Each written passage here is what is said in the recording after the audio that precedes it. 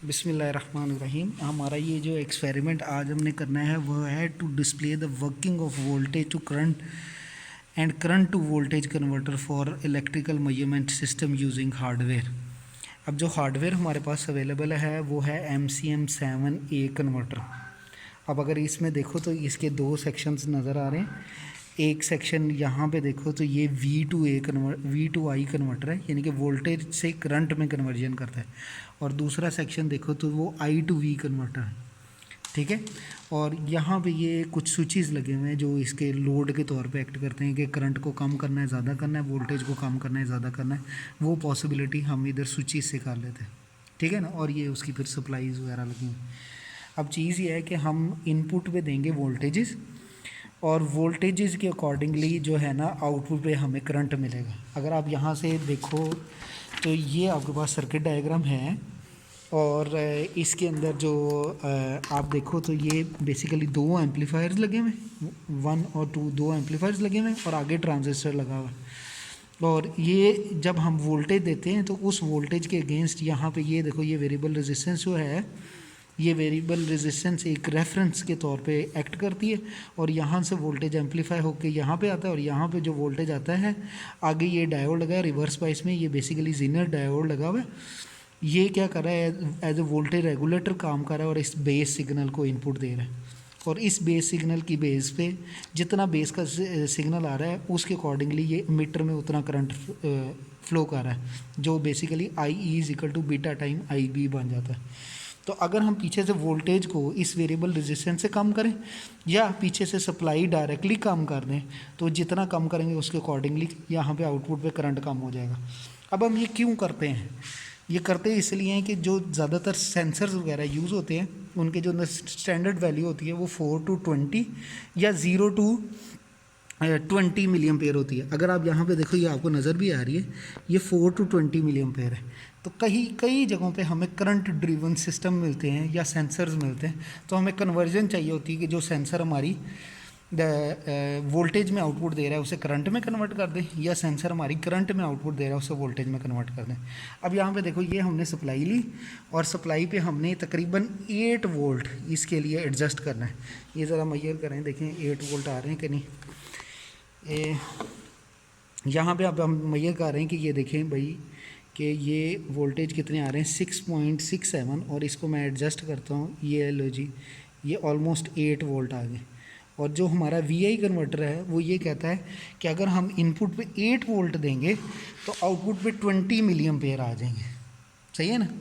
तो 20 मिली एम्पेयर के हिसाब से अगर हम देखें तो यहाँ पे आपकी कन्वर्जन में ये यहाँ पे हमने ये करंट ट्रांसफार्मर लगाया, वो करंट मीटर लगाया है और वो करंट मीटर जो है ये वैल्यू दे रहा है, ये वाली वैल्यू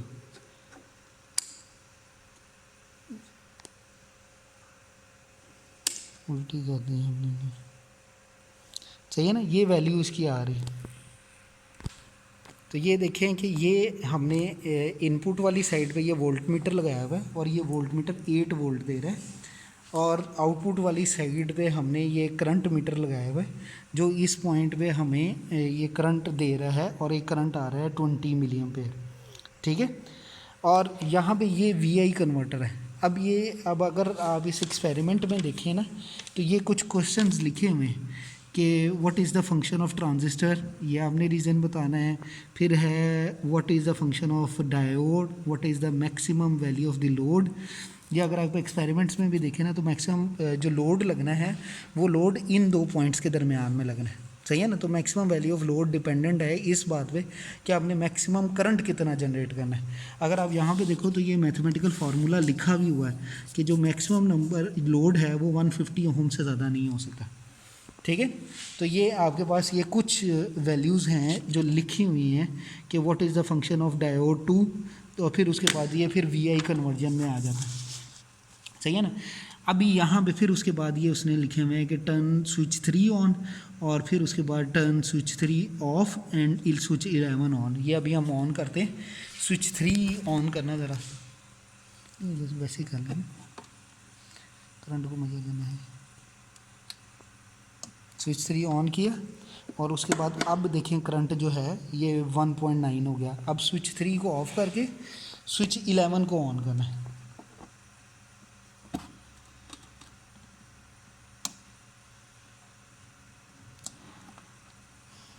तो अब देखें स्विच 11 को ऑन किया तो जो करंट आया वो ये है। अब हमने ये करना है कि जो वीआई कन्वर्जन है इसके आगे हमने आईवी लगाना है कि ये जो वोल्टेज प्रोड्यूस, ये जो करंट प्रोड्यूस हो रहा है इस करंट को दोबारा कन्वर्ट करके हम वोल्टेज में कन्वर्ट कर दें। तो ये अब अगर आप इसकी सर्किट, ठीक है, जंपर लगा दें आप। अब ये देखें ना, ये करंट इधर इस जंपर से ये करंट आगे फॉरवर्ड हो गया और उसके आगे ये इसकी इलेक्ट्रॉनिक सर्किटरी लगी हुई है। वो सर्किटरी के क्रॉस यहाँ पे अब हमें वोल्टेज मिलना शुरू हो गया।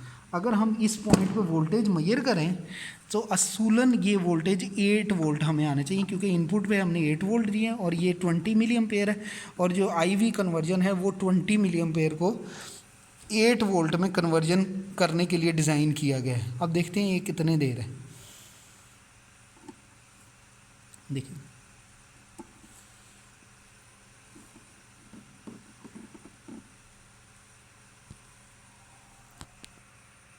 तो ये देखें कि अब हम अगर इसके आउटपुट पे वोल्टेज मेजर करें, ये वोल्ट मीटर लगाया है तो ये वोल्टेज आ रहे हैं 9.6। ये वोल्टेज सिर्फ इस वजह से आ रहे हैं कि अगर आप यहाँ पे देखें ना तो यहाँ पे ये रेफरेंस वोल्टेज उन्होंने किया हुआ, वो रेफरेंस वोल्टेज के अकॉर्डिंगली ये वेरिएबल रेजिस्टेंस है, ये वेरिएबल रेजिस्टेंस रेफरेंस वोल्टेज को अकॉर्डिंगली इधर आउटपुट पे दे रही।